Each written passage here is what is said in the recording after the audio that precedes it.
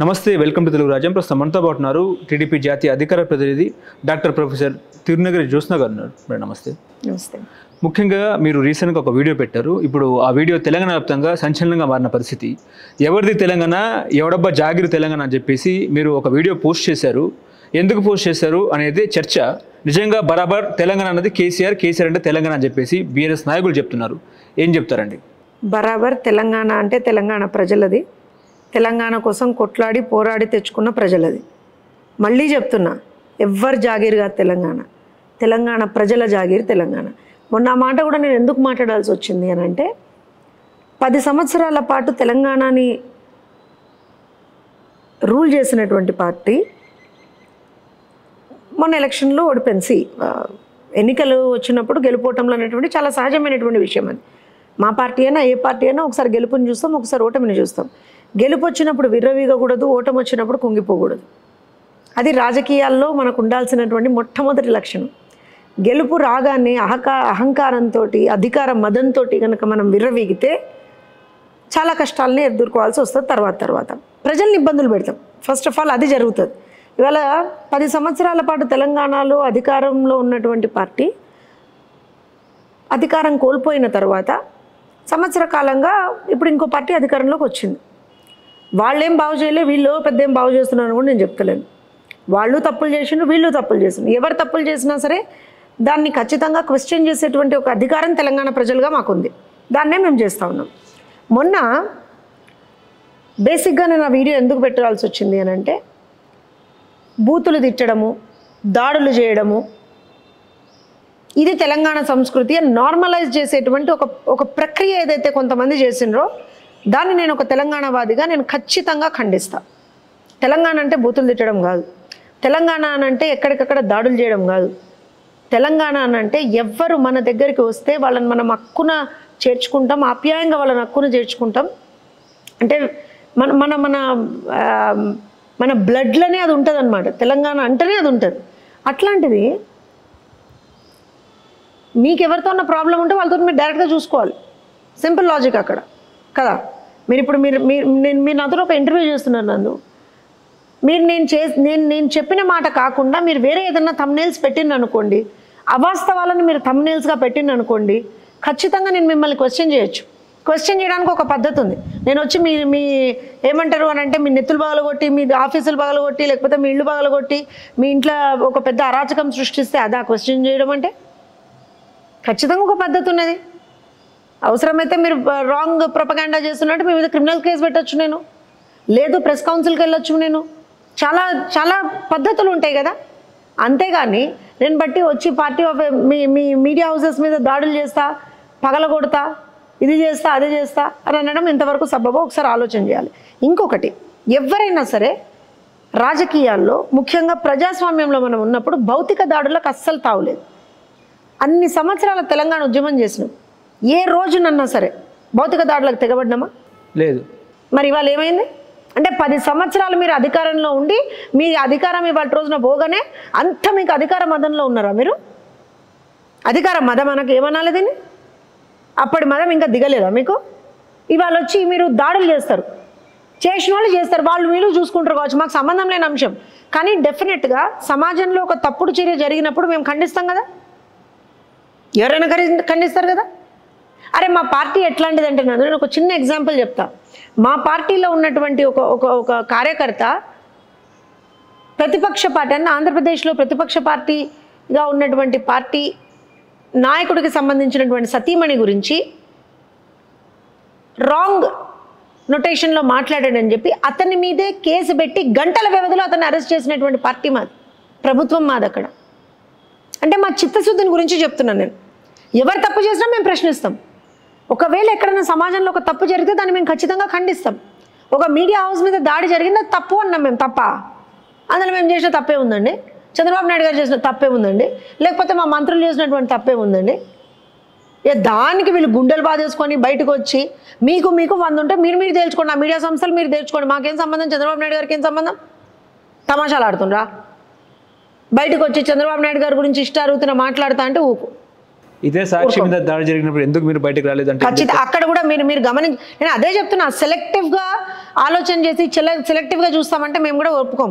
అక్కడ ఏదైతే దాడులు జరిగినాయో వాళ్ళందరి మీద కేసులు పడ్డాయి. అక్కడ ఎక్కడెక్కడైతే దాడులు జరగాలని చేయాలని చెప్పి అనుకున్నారో ఎక్కడికక్కడ పోలీసులు వాళ్ళని ఆపిన. ఇక్కడ ఆపిన పోలీసులు, ఇక్కడ ఆపిన పోలీసులు లేరా? ఇక్కడ హైదరాబాద్ నడిబొడ్డులాగా జరిగింది, పోలీసులు లేరా ఇక్కడ?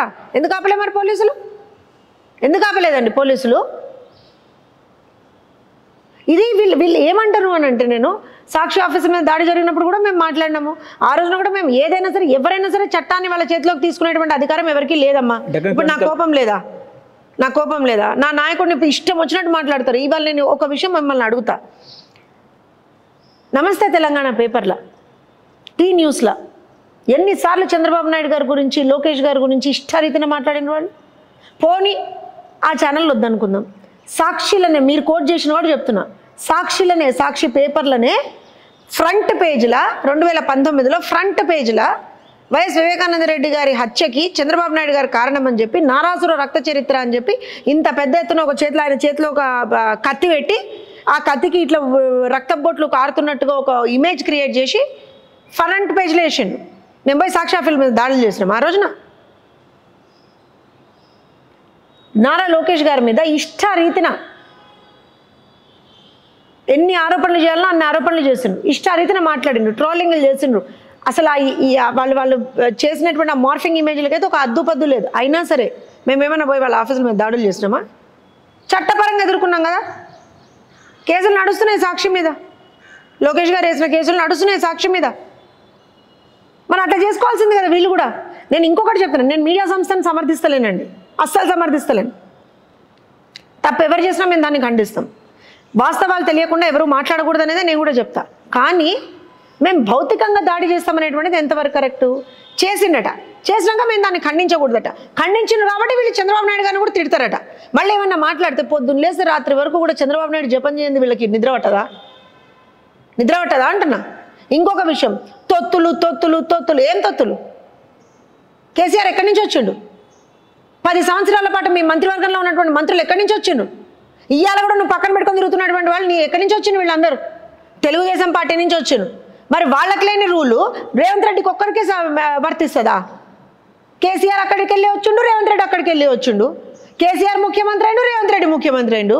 ఏం డిఫరెన్స్ ఉంది చెప్పమని చెప్పండి వాళ్ళని. ఏం డిఫరెన్స్ ఉందండి?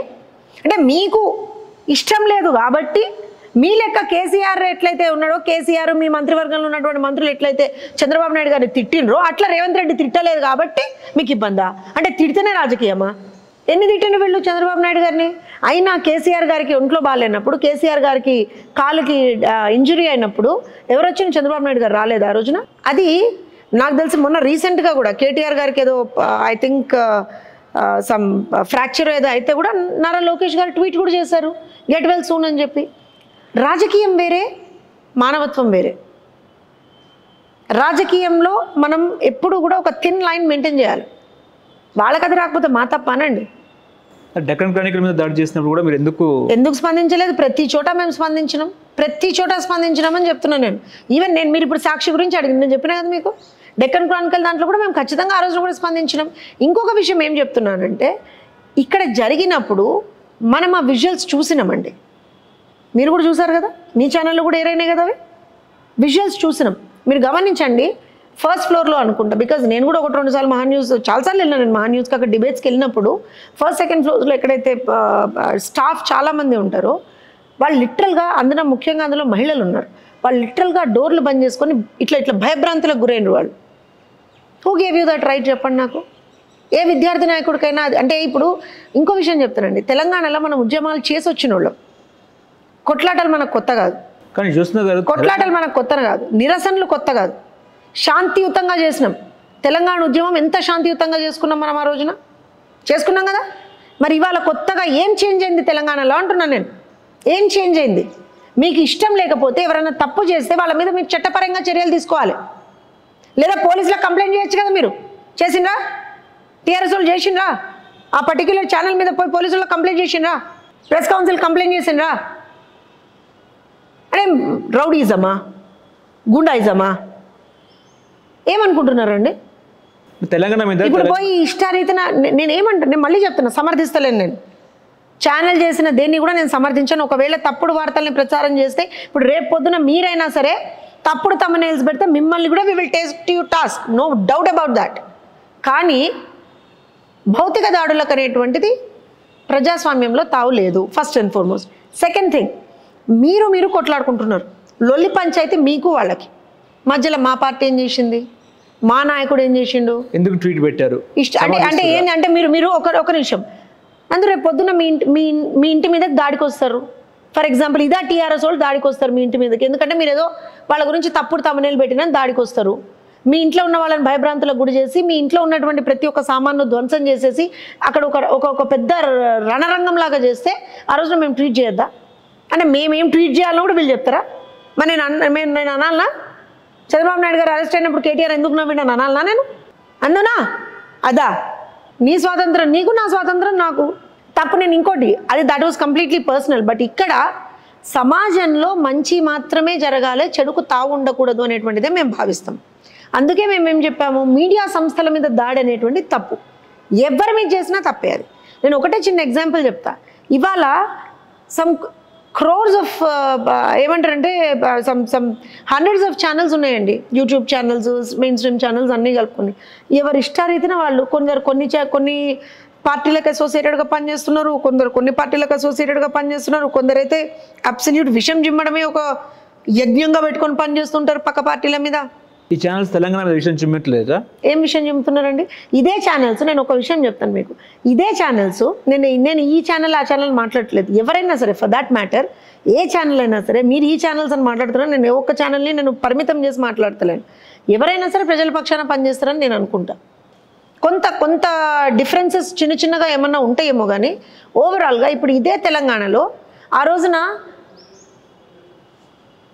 సాంఘిక సంక్షేమ హాస్టళ్లలో ఉంటున్నటువంటి పిల్లలకి పురుగులన్నం టీఆర్ఎస్ పెడుతున్న రోజున ఈ ఛానల్ ఏం స్పందించలే. మరి ఏ ఛానళ్ళ గురించి అయితే మీరు మాట్లాడుతున్నారో ఈ ఛానల్ స్పందించలే. మరి ఆ రోజున ఏమనాలి, మరి వాళ్ళు టీఆర్ఎస్ కమ్ముడు పోయిందని ఆ రోజున అనాలే. మేము పొద్దున్న లేస్తే విషయం చిమ్ముతున్నారు తెలంగాణ రాష్ట్రం మీద కొన్ని ఆంధ్ర ఛానల్స్ విషయం చిమ్ముతున్నాయి. నేను ఒక నిమిషం చెప్తానండి, సాక్షి ఎక్కడ ఉందండి?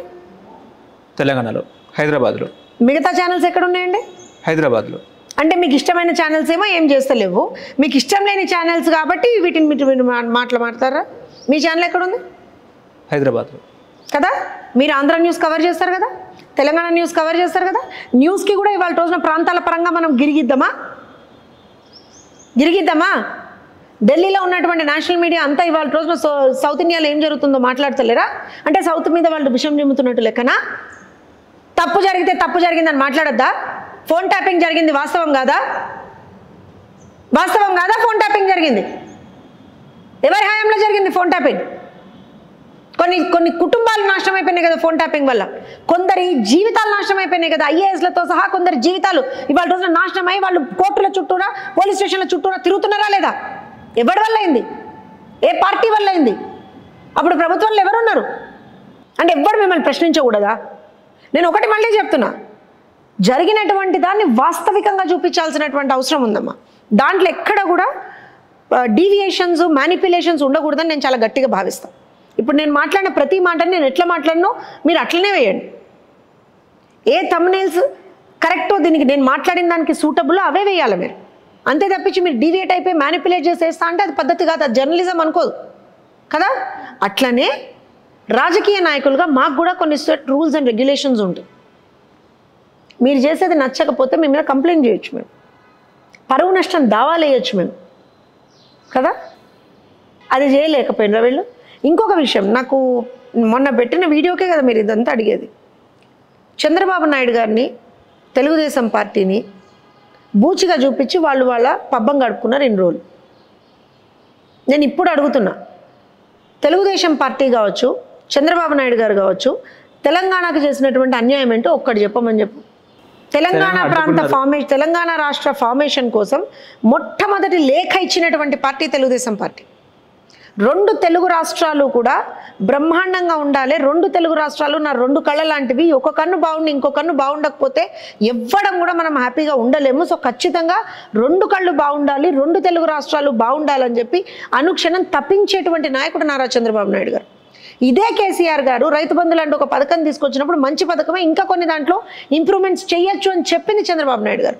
ఇదే చంద్రబాబు నాయుడు గారు నేను నా టర్మ్ అయిపోయిన తర్వాత వచ్చినటువంటి ప్రభుత్వాలు, అది కాంగ్రెస్ ప్రభుత్వం కావచ్చు, అప్పుడు ఉన్నటువంటి ముఖ్యమంత్రులు కావచ్చు, లేదా టీఆర్ఎస్ ప్రభుత్వం కావచ్చు, నేను వేసినటువంటి డెవలప్మెంట్కి సంబంధించినటువంటి ఆ బీజాల్ని వాళ్ళు ముందరికి తీసుకుపోయినరు.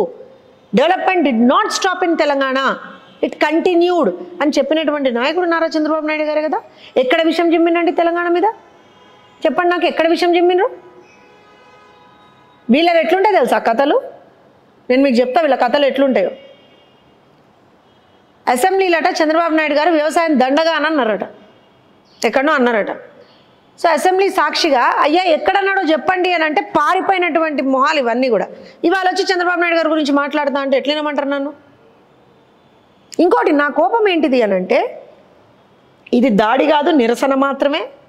మేము దాడి చేస్తే వేరే రకంగా ఉంటే బెదిరిస్తుండ్రా, రౌడీజం చేస్తుండ్రా, గూండాయిజం చేస్తుండ్రా.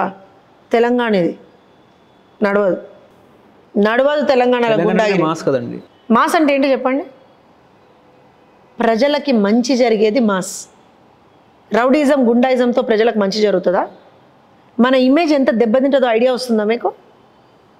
తెలంగాణలో రాష్ట్ర రాజధాని హైదరాబాద్ నడి బొడ్డున ఇవాళ రోజున ప్రతిపక్ష పార్టీకి సంబంధించినటువంటి కొంతమంది లీడర్స్ వచ్చి, కొంతమంది కార్యకర్తలు వచ్చి ఒక ప్రాపర్టీ డ్యామేజ్, అట్లనే దానితో పాటుగా హ్యూమన్ బీయింగ్స్కి ఇంజురీ, నేను చాలా క్లియర్గా విదిన్ లీగల్ టర్మ్స్ చెప్తున్నా, ఇది చేసిందంటే బ్రాండ్ ఇమేజ్ దెబ్బతింటుందా, పైకి ఎక్కుతుందా అండి? వీళ్ళ మాస్ లీడర్లు తెలంగాణకి? మాస్ లీడర్లు అంటే ఏంటిదో చెప్పాలా నేను మీకు? మాస్ లీడర్లు అంటే ప్రజలకి ఏం కావాలి అని తెలుసున్నోడు మాస్ లీడర్. ప్రజలకి నీళ్లు, ప్రజలకి ఎక్కడికక్కడ వాళ్ళకి సంబంధించినటువంటి మౌలిక వసతులు, విద్య, వైద్యం ఇవన్నీ కల్పించగలిగేటోడు మాస్ లీడర్. ఎక్కడ పోయిన వాళ్ళందరూ? వాళ్ళు ఉన్నన్ని రోజు, నేను ఇంకో విషయం చెప్తా, 10 సంవత్సరాల పాటు వాళ్ళు ఉంటేనట ఏం జరగలేదట. మరి వీళ్ళు కూడా అన్నారు కదా, ఆంధ్రోళ్ళ కాళ్ళ ఏంటది ముళ్ళు గుచ్చుకుంటే నా పంటితో తీస్తా అన్నాడు. గది ఆంధ్రోళ్ళకి మరి గులాంగిరి చేసుడు కాదా? కాదా అంటున్నా నేను. ప్రాజెక్టులన్నీ వాళ్ళకే ఇస్తారు మీ మాటలో చెప్పాలంటే. ఎందుకంటే ఆంధ్ర తెలంగాణ విభజన తీసుకొచ్చినటువంటి మీ మాటల్లో నేను అంటున్నా. తెలంగాణ రాష్ట్రం కావాలని కొట్లాడిన వాళ్ళం కాబట్టి నేను ఫ్యాక్ట్ మాట్లాడుతాను. మన పోరాటం ఏ రోజున కూడా, మీరు కూడా ఉన్నారు, మన పోరాటం ఏ రోజున కూడా ప్రజల మీద కాదు. మన పోరాటం మన రాష్ట్రం మనకు కావాలనుకున్నాము, కొట్లాడింది దానికోసమే. మనకి ఎవ్వరి మీద ద్వేషం లేదు, ఏ ప్రాంతం మీద ద్వేషం లేదు. మనమన్నామా ఆంధ్రలో బిర్యానీ, పెండ బిర్యానీ అని మనమన్నామా? ఎవరన్నారు? నాయకులు అన్నారు. మరి గదే నాయకులు అక్కడికి పోయి రొయ్యల పులుసు తినొస్తారుగా. రత్నాలసీమ చేస్తున్నారు. తిన్నారా తినలేదా? తిన్నారు. వాళ్ళు చేస్తేనేమో మంచి, మనం చేస్తేనేమో తప్ప. అంటే ఇప్పుడు ఆంధ్ర ప్రాంత వాళ్ళు కూడా ఏమనుకోవాలి? హైదరాబాద్ బిర్యానీ వేరే బిర్యానీ, పెండ బిర్యానీ వాళ్ళు అనాలి ఇవాళ?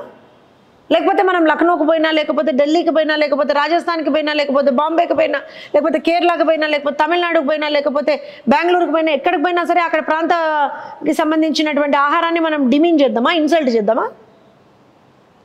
గిదా రాష్ట్రాల్లాగా విడిపోదాం, అన్నదమ్ముల్లాగా కలుసుందామని ఆ రోజున అనుకున్నాం కదా. మరి ఇదేంది కొత్తగా? వాళ్ళ మంత్రివర్గంలో తెలుగుదేశం పార్టీ నుంచి వచ్చిన వాళ్ళు అందరూ మంత్రులు ఉండొచ్చు, వాళ్ళెవ్వరు తెలంగాణ ద్రోహులు గారు.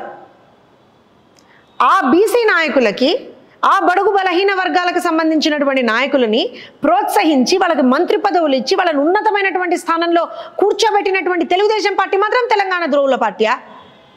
ఎవరండి మాట్లాడేది? గల్లాలు పట్టుకొని ప్రశ్నిస్తాం ఇంకొకసారి తెలుగుదేశం పార్టీని కనుక ఎవరైనా సరే తెలంగాణ ద్రోహుల పార్టీ అని మాట్లాడిన వాళ్ళనే చెప్తున్నా. 2 రోజుల నుంచి గింజుకుంటున్నారు ఒక్కొక్కళ్ళు. నేను ఏదో అన్నా, నేను మళ్ళీ అంటున్నా, తెలంగాణ అందరి జాగీర్, మీ పార్టీ జాగీర్ కానే కాదు. తెలంగాణ తెచ్చుకున్నది మేము, తెలంగాణ తెచ్చుకున్నది మీరు కాదు. తెలంగాణ తెచ్చుకున్నది ప్రజలు. ఉద్యమ నాయకుడుగా కేసీఆర్ గారి మీద అత్యంత గౌరవం ఉంటుంది, అందులో డౌట్ లేదు. నేను మళ్ళీ చెప్తాను, ఉద్యమ నాయకుడుగా కేసీఆర్ గారి మీద అత్యంత గౌరవం ఉంటుంది.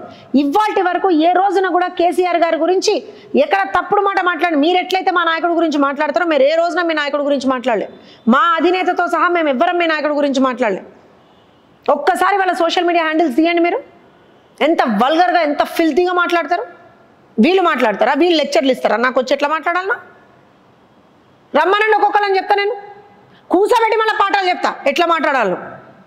టీచర్ అమ్మతో పెట్టుకోవద్దని చెప్పండి, కూర్చోబెట్టి పాఠాలు చెప్తా ఒక్కొక్కళ్ళకి. దేనికైనా ఒక హద్దు ఉంటుంది. మీ సస్టెనెన్స్ కోసం, మీ పబ్బం గడుపుకోవడానికి, మీరు బతకాలని చెప్పి తెలుగుదేశం పార్టీని చంపేయాలని అనుకున్నారు. పాసిబుల్ కాలే మీకు. 2014 ఏమన్నారు? అయిపోయి తెలుగుదేశం పార్టీ పరిస్థితి అన్నారు.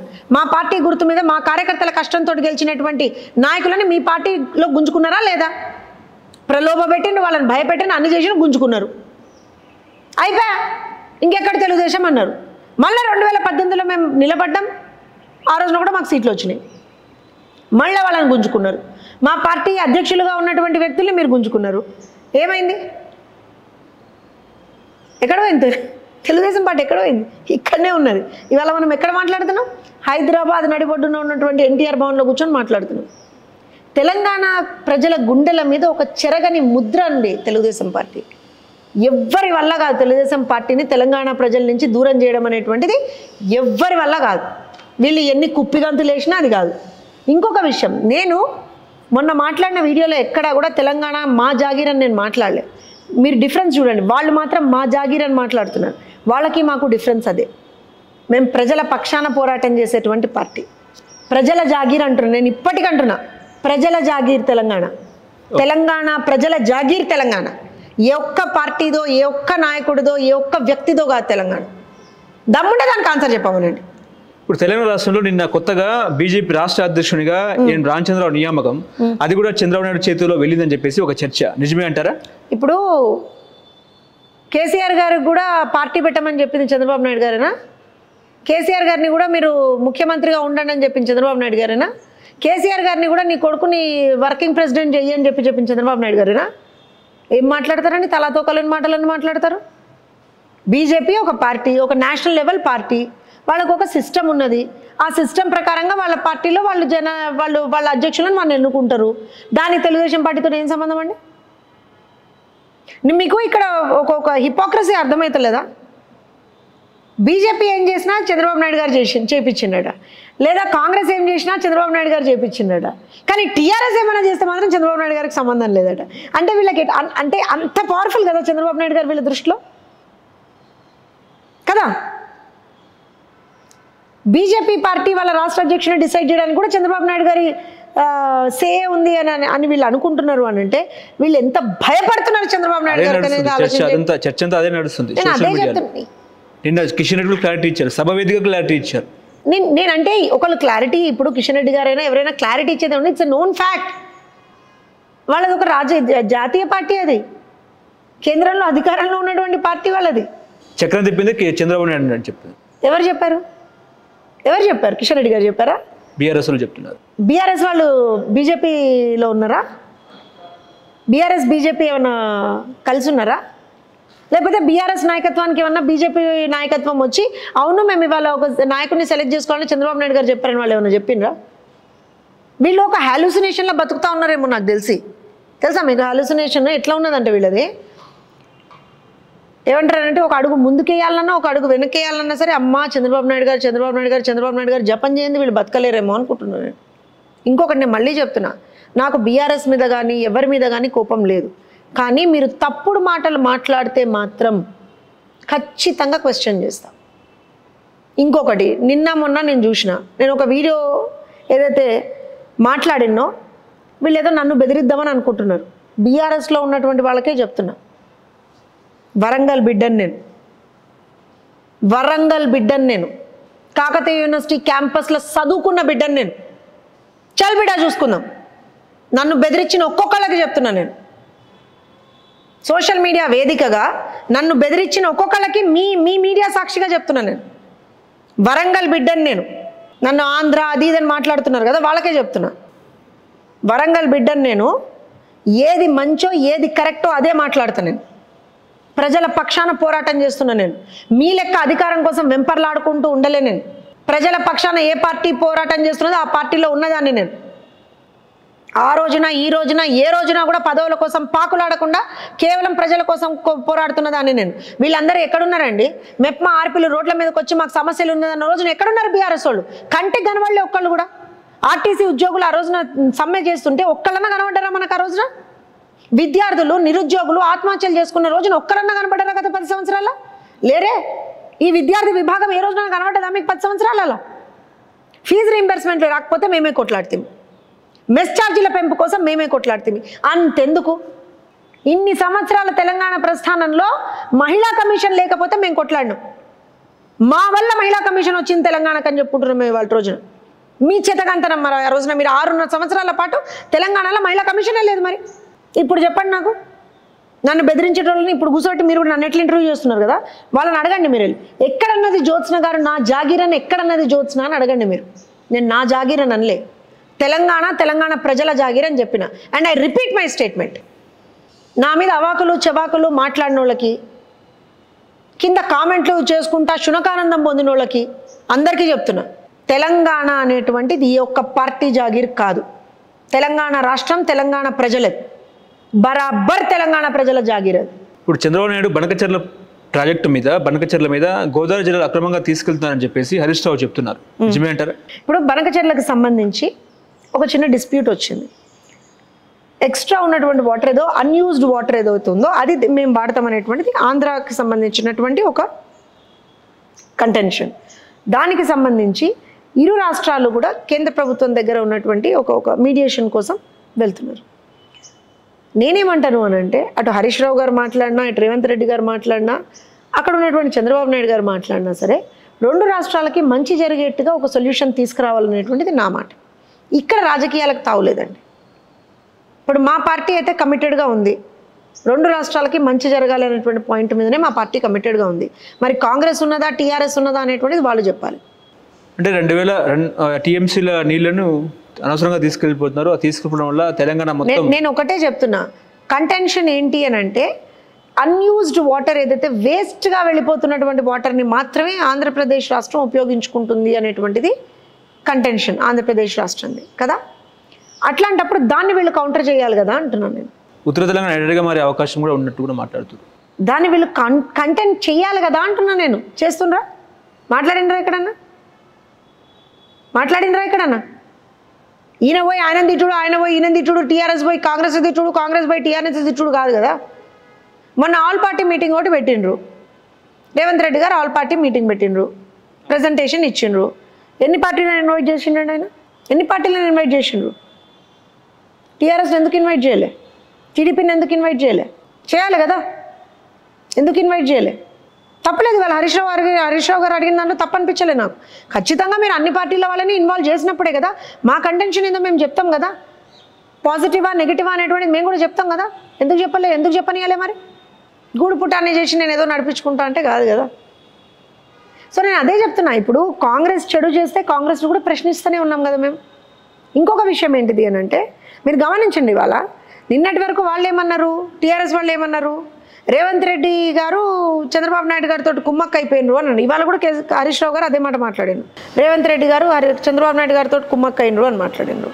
మళ్ళీ ఇవాళ రేవంత్ రెడ్డి గారు ఏం మాట్లాడినరు, టీఆర్ఎస్ పార్టీ ఆ రోజున చంద్రబాబు నాయుడు గారితో కుమ్మక్క అయ్యి వాళ్ళు చేసినరు అన్నాడు. సో నిజం ప్రజలకు తెలియాలి కదా. ఇక్కడ ఇద్దరి మళ్ళా టార్గెట్ మళ్ళీ చంద్రబాబు నాయుడు గారే అవుతున్నారు. విషయాన్ని ఎవరు అడ్రస్ చేస్తలేరు. అటు హరీష్ రావు గారు కావచ్చు, ఇటు రేవంత్ రెడ్డి గారు కావచ్చు, ఇష్యూ ఏంటిదో ఇష్యూని అడ్రస్ చేస్తలేరు. మేము అట్లా కాదు, చంద్రబాబు నాయుడు గారు కానీ తెలుగుదేశం పార్టీ కానీ అట్లా కాదు, మేము ఇష్యూని అడ్రస్ చేస్తున్నాం. అన్యూజ్డ్ వాటర్ ఉంది, దాన్ని మనం ఇవాళ రోజున యూజ్ చేసుకుందాం అనేటువంటిది ఆంధ్రప్రదేశ్ రాష్ట్ర కంటెన్షను. దానికి మనం ఏం అభ్యంతరాలు ఉన్నాయి అనేటువంటిదే కదా మనం చెప్పాలి తెలంగాణ రాష్ట్రం నుంచి.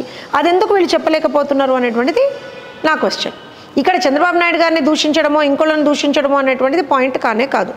ఓకే, దాంతో మీకు ఒరిగేది లేదు, మీ రాజకీయ ప్రయోజనాలకు తప్పించి అందులో ఒరిగేదేం లేదు. తెలంగాణలో జూబ్లీహిల్స్ ఉప ఎన్నిక రాబోతున్న నేపథ్యంలో టీడీపీ ఏమైనా కంటెస్ట్ చేసే అవకాశం ఉందా? అంటే ఏం చెప్తారు?